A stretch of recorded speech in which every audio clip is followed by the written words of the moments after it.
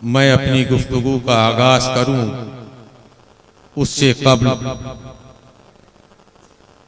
आक़ाए दो जहां जनाबे मोहम्मद रसूलुल्लाह सल्लल्लाहु ताला की बारगाह अक़दस में बावाज़े बुलंद दरूद शरीफ का नजराना पेश करें। पढ़ें अल्लाहुम्मा सल्ली अला सय्यदिना व शफीना व नबीना व करीमिना मुहम्मदिन बारिक व सल्लिम सलातु व सलामन अलैका या रसूलल्लाह सल्लल्लाहु ताला अलैहि वसल्लम।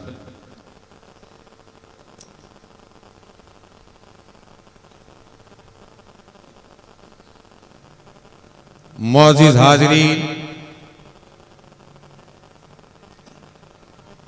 स्टेज पे रौनक अफरोज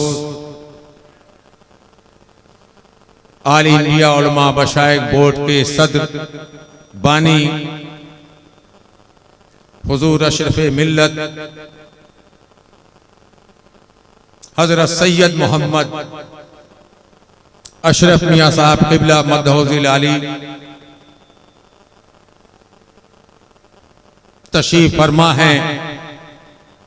मेरे बड़े भाई हैं और दीगर उलमाए किराम शोराए उज़ाम यहाँ पे तशरीफ फरमा हैं।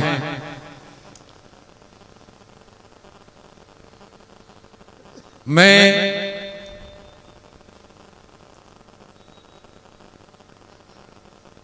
कोई खतीब नहीं हूं और ना ही खिताबत मेरा शौक और ज़ौक़ है।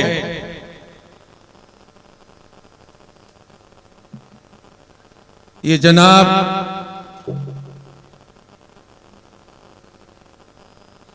तारिक साहब की देन है कि जो बिल जब्र पकड़ के लाके यहाँ पे खड़ा कर दिया। उनकी मोहब्बत, अहले मुबारकपुर की मोहब्बत और अहले मुबारकपुर की कछौछा से जो निस्बत सैकड़ों साल से चली आ रही है, उसे ना मैं नजरअंदाज कर सकता हूं, ना दरगुजर कर सकता हूं। उसे नजरअंदाज करने का मतलब ये हुआ कि मैं अपने आबा व अजदाद को नाराज कर दूंगा। आज के 125 साल पहले हुजूर सरकारी कला के मुर्शिदे कामिल सैयद शाह अली हुसैन अशरफी आला हजरत यहाँ तशरीफ ला चुके हैं और उनकी खिदमात रही है और हमेशा उस सिलसिले को अहले मुबारकपुर ने जारी और सारी रखते हुए अपनी निस्बत को मजबूत गिरह लगा रखी है, जिसकी मजबूरी और जरूरी समझते हुए मैं हाजिर आया।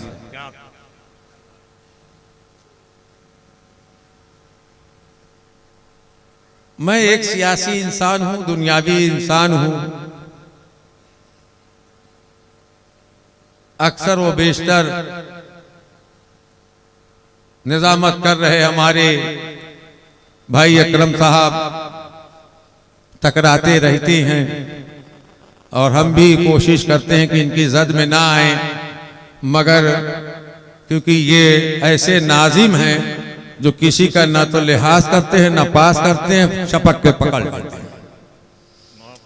हाँ, मौका मिलना चाहिए।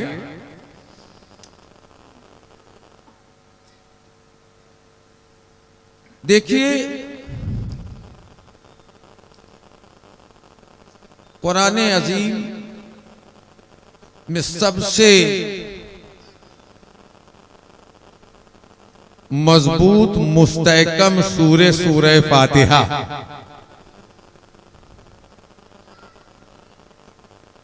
और उस सूरे का एक टुकड़ा इहदिनस सिरातल मुस्तकीम।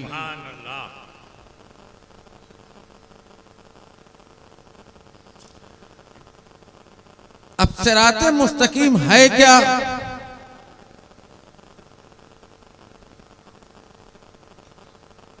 अब उसके माने में जाएंगे तो बड़ा इख्तिलाफ। मैं किसी इख्तलाफ में भी नहीं जाना चाहता। मेरी फिक्र यह है कि इस रुए जमीन पर कोई बंदा ऐसा है ही नहीं, न था, न है, न होगा, जो अल्लाह के कलाम को समझ सके। जिसने कलामे इलाही समझ लिया गोया उसने अल्लाह को समझ लिया।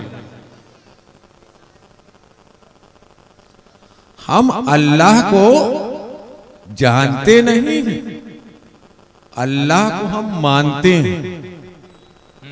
जानते तो रसूल अल्लाह, और रसूल अल्लाह को हम जानते भी हैं, मानते भी, और अल्लाह को सिर्फ मानते हैं। हमारी इतनी तो वसात ही नहीं, इतनी जुर्रत और ताकत ही नहीं कि हम अल्लाह को जान सकें। दूसरी चीज, हो सकता है बहुत से लोग इख्तिलाफ करना चाहें तो कर भी सकते हैं, मगर मैं इस सरजमीन मुबारकपुर जहां पर इल्मी मरकज है, मैं वहां से यह बताना चाहता हूं कि कुरान अजीम का उर्दू में तर्जुमा हो ही नहीं सकता। अरबी के बहुत से अल्फाजात ऐसे हैं जिसका उर्दू में कोई माना ही नहीं, मगर अहले इल्म ने जो तर्जमा किया है वो भी हक है, वो भी सच है, क्योंकि अगर वो ना करते तो हम कुरान अजीम के एक लफ्ज को भी ना समझ पाते। उन्होंने वो तर्जमा करके हमारे ऊपर एहसान अजीम किया ताकि हम अपनी अक्ल सलीम के मुताबिक उसको समझ सकें। इहदिना सिरातल मुस्तकीम, एक तर्जमा ए अल्लाह तू हमें राह मुस्तकीम देखा, और एक तर्जमा है कि ए अल्लाह तू हमें राह मुस्तकीम पे चला। एक देखने की बात करता है और एक चलने की बात करता है। मेरा यह मानना है कि महबूब किबरिया सल्लल्लाहु अलैहि वसल्लम ने राह मुस्तकीम दिखाया है, वो खुद चलकर बताया भी। आका ने राह मुस्तकीम दिखाया और खुद चलकर बताया कि ये राह मुस्तकीम, वही तो नबी की सीरत है, नबी की यही सीरत है। हमें तो आका हिदायत दे दे, आका के सदके रब्बुल इज्जत हिदायत दे कि हम उस राह मुस्तकीम को अपना कर चलते रहे। हम गुनहगार, सियाकार, बदकार इंसान हैं जो दीन के बताए हुए रास्ते को जानते हैं, नहीं चलते। एक मिसाल देके यहीं से रुखसत हो जाऊंगा, शायद मेरी बात समझ में आ जाए। इस रूए जमीन पर मौजूद सबसे जाहिल इंसान को पकड़ के लेके आओ, जो मुसलमान है, अल्लाह की वहदानियत और नबी की नबूवत को तस्लीम करता है, उस जाहिल इंसान को लेकर आओ, उससे पूछो शराब हराम है कि नहीं, तो वो जाहिल से भी जाहिल इंसान कहेगा शराब हराम। शराब हराम, और नौज बिल्लाह कहते शराब हराम नहीं है तो मुर्तद। उस जाहिल इंसान का ये भी यकीन है कि मैं कितना भी छुप के पी लूं, कोई इंसान देखे न देखे मगर रब देख रहा। बेशक बेशक बेशक बेशक, कोई देखे न देखे रब देख रहा है। रब देख रहा है। अब अगर देखने से इनकार कर दे कि अल्लाह रब्बुल इज्जत उसे देख नहीं रहा है या रब को देखने की ताकत और कुव्वत नहीं है, तो काफिर और मुर्तद। अब तीसरी बात, उस जाहिल से जाहिल इंसान को यह भी यकीन कामिल है कि कोई सजा दे या ना दे, इस गुनाह की सजा अल्लाह देगा। और नौज बिल्ला अगर वो कह दे कि अल्लाह सजा नहीं दे सकता या अल्लाह को सजा देने की ताकत और कुव्वत है, तब भी काफिर और मुर्तद। इन तीनों बातों पे यकीन रखते हुए भी ईमान को बचा के शराब पी रहा, ईमान भी बचा रहा है तो शराब भी पी रहा, गुनाह कर रहा है ईमान को बचा कर। हम ऐसे मुसलमान हैं, गुनाह करबे मगर तनी भी ईमान बचाए। तो ऐसे में हमें जरूरत क्या है? हिदायत। जरूरत क्या है? हिदायत की। अब बहुत से लोग आते, तू शराबी है, तो लोग कहते हैं अल्लाह हिदायत दे, अल्लाह हिदायत दे। तो भैया हिदायत कोनो शॉपिंग मॉल में मिली है या कोनो दुकान पे मिली है? तो लोग कहेंगे नहीं भैया दुकान पे नहीं मिली है, शॉपिंग मॉल पे नहीं मिली है। अरे मिलेगी, आपको वो दुकान, वो शॉपिंग मॉल मिलेगा जहां जाओ तो हिदायत भी मिलेगी। वो शॉपिंग मॉल अल्लाह का घर है, अल्लाह का मुकद्दस घर है। अरे जाओ तो सजदे तो करो, रब से मांगो। जब हिदायत ना मिले तो रब से शिकायत करो। मिलता क्या नहीं है, तलाश करने की जरूरत है। बैठे यहां पे हो, फिक्र रख रहे हो गाजा की, हाजा बुरा है, गाजा देख रहे हो, क्या कहते हैं? तो असल जरूरत जो है वो यही है कि हम को कहां से क्या मिलना है और कहां से क्या लेना चाहिए, ये तलाश हम खुद करेंगे। न कोई मुल्ला साहब का तलाश करेंगे, न कोई मौलवी साहब तलाश करेंगे, और ना ही हमारे जैसा गुनहगार को पीर साहब बताइए। इतना इल्म आपको है कि शराब हराम है, शराब पीना गुनाह है, उसके बावजूद आप कसदन ये कर रहे हैं, तो अब इसका कोई जवाब नहीं है, ठीक है ना। इसके लिए तो बस यही है कि आप खुद अपना मुहासबा करें, हम खुद मुहासबा करें। अब एक और मिसाल देकर रुखसत हूं, जैसे ये मेरा मोबाइल जी। अब आपको क्या पता मैं खरीद के लाया कि चोरी करके लाया। अब मैं चोरी करके अगर लाया, कोई नहीं जान रहा है कि ये चोरी का मोबाइल है, मगर जब मैं अपने हाथ में लेता हूं तो खुद को कहता हूं कि मैं चोर हूं, चोरी का ये चोरी का है, मैं चोर हूं। मैं खुद को चोर कह रहा हूं, मुझे बुरा नहीं लग रहा है, मगर आप में से कोई मुझे चोर कहेगा तो मुझे बुरा लगेगा। क्या बात है, क्या बात है। मैं खुद अपने आप को, मेरा ज़मीर मलामत कर रहा है, मगर मैं गैरों की मलामत का मोहताज हूं कि जब अवामुन नास कहने लगे कि मैं चोर हूं, तब मैं हिदायत तलाश करूंगा, तब मैं तौबा करूंगा।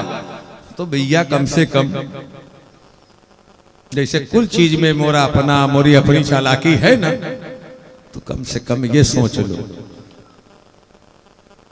अगर मैं एक अच्छा काम नहीं कर रहा हूं तो कम से कम बुरा काम ना कर। अरे भाई 5 टाइम की नमाज नहीं पढ़ रहे हो, एक तो ये गुनाह, शराब पी रहे, जुआ खेल रहे, जिन जिन चीजों के लिए अल्लाह ने हुक्म दिया कि ये करो वो कर नहीं रहे हो, और जिससे मना किया कि ना करो वो तुम कर रहे हो, यानी डबल गुनाह ले रहे हो। एक नमाज तर्क किया वो गुनाह, दूसरी चीज जिसके लिए रब ने मना किया वो कर रहे हो तो और बड़ा गुनाह। एक है गुनाह सगीरा, एक है गुनाह कबीरा। मुझे कहने में कोई दरेग नहीं है, हमारी कौम इतनी बेहिर्स हो चुकी है, कसदन गुनाह कबीरा कर रही, कसदन गुनाह कबीरा कर रही है। अब इनको कोई पीर साहब, कोई मुफ्ती साहब, कोई उलमा सुधार नहीं सकते जब तक हम खुद न सुधरना चाहें। हर एक मुसलमान को खूब, आज को क्या है, होटल पे बैठ जाएंगे, देखो सबसे ज्यादा मुफ्ती वही बन जाता है, जो सबसे बड़ा जाहिर वो सबसे बड़ा मुफ्ती बना, और जो हमारे मुफ्ती है उलमा है, आज की तारीख में गोशा नशीनी अख्तियार कर रहे हैं अपनी इज्जत को बचाने के लिए। उनको डर है कि जाहिर मुझसे आके बहस करे, और ऐसी बहस करेगा जिसका ना सर है ना पैर है, तो वो अपनी इज्जत को बचा के गोशा नशीनी अख्तियार कर। आज आप देखिए अवाम में कितने लोग जाते हैं उलमा के पास बैठते हैं, कितने लोग जाते हैं मुफ्तान किराम के पास बैठते हैं, कितने लोग जाते हैं कि पीरान ओज़ाम के पास बैठते हैं। तलब ही नहीं, तलब ही नहीं। आज का हमारा नौजवान मुसलमान क्रिकेट मैच पूरा टाइम, पूरा वक्त क्रिकेट में लगा रहा है। टूर्नामेंट ये कराएंगे, मैच ये खिलवाएंगे, चंदा करेंगे। अब 4 दिन का 5 दिन का हो रहा है, लाखों रुपया खर्च करते हो, 5 दिन सारे नौजवानों का वक्त वहां बर्बाद हो रहा है। जो लूम चलावे वाले लूम मंगे के जाके देख रहे हैं, घर में भले फाका हो, पढ़ने वाला लड़का है जाके मैच देख रहा है, स्कूल में भले फेल हो जाए, अम्मा अब्बा परेशान, मोरे बाबू के लिए हजरत तनी दुआ कही दो, सरा पे हाथ रख दो, पढ़े में कमजोर है, तेज हो जाए। अरे हजरत का हथवा जाऊ है, कोनो माजून है का कि चिप लगाई दे तेज हो जाए है? अगर ऐसा ही होता, क्या बात है, देखिए मेरे आका ने कितनी तालीम दिया। एक तरफ जिब्रील अमीन मन्नो सलवा लेके आ रहे हैं, दूसरी तरफ मेरे आका पेट पे पत्थर भी बांध रहे, क्योंकि मेरे आका जानते थे कि मेरे उम्मतियों को फाका भी करना पड़ेगा। तो उस वक्त गलत रास्तों को अख्तियार मत करना, भूख की शिद्दत महसूस हो तो पेट पे पत्थर बांध ले, सुभान अल्लाह, मगर गलत रास्तों को अख्तियार मत करना। क्या हम ऐसा करते हैं? आज ऐसी गुफ्तगू आज मैंने कहा कि इब्राहिम खलीलुल्लाह के लिए आग दहकाई नमरूद ने, बड़ी मेहनत और मशक्कत किया, और जब हजरत इब्राहिम खलीलुल्लाह को उस आग में डाला तो आग का हशर क्या हुआ? गुलजार हो गए। मगर रहे कांटे मेरे आका के रास्ते में जो बिछाए गए वो आपके तलवे मुबारक में क्यों चुभ गए? वो कांटा क्यों नहीं गुलजार हुआ? क्योंकि मेरे आका जानते थे कि मेरे उम्मतियों के रास्ते में कांटे बिछाए जाए, मेरे बाद कोई नबी नहीं आएगा। जब वो मेरे उम्मतियों के रास्ते में कांटे बिछाए जाएं और तुम्हारे पैरों में जब वो चुभे तो तुम उससे कसास मत लेना, बदला मत लेना, बल्कि मुझे याद कर लेना, तुम्हारा दर्द काफूर हो जाए। हाँ हाँ हाँ, सुभान अल्लाह, वाह वाह वाह, जो कुछ भी हमारी जिंदगी में हो सकता था या हो सकता है, वो सब कुछ मेरे आका के सामने आया और करके बताया। यही नबी की सीरत, यही सीरत। बाकी और क्या बताएंगे सीरत बाबू, आका के बारे में और क्या बता सकते हैं? हम तो छोड़ दो, कोई नबी नहीं बता सकता सिवाय अल्लाह। जिब्रील की भी हद महदूद है। हम तो खुश नसीब हैं, किसियाकार हैं, बदकार हैं, बहुत खराब हैं, बहुत बड़े नाकारा हैं, मगर आका दो जहां सल्लल्लाहु अलैहि वसल्लम की उम्मती है। सुभान अल्लाह, बेशक बेशक बेशक, इसी पे तो गुरूर है, इसी पे तो नाज है, इसी पे तो फक्र है।